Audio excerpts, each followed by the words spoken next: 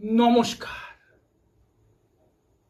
আজকে আপনাদের শত্রু দমন করার জন্য এক বিশেষ উপায় বলবো। বর্তমান সমাজের নানা দিকে নানা প্রকার মানুষের চরিত্র আলাদা আলাদা, বৈশিষ্ট্য আলাদা। কলিযুগে চারিদিকে শত্রু ভরে গেছে এবং আপনার ভালো কাজ কেউ সহ্য করতে পারছে না।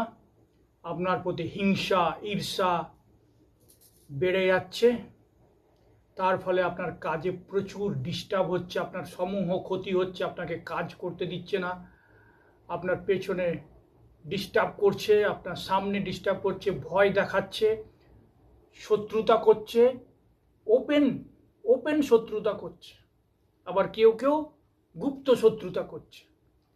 তার জন্য এই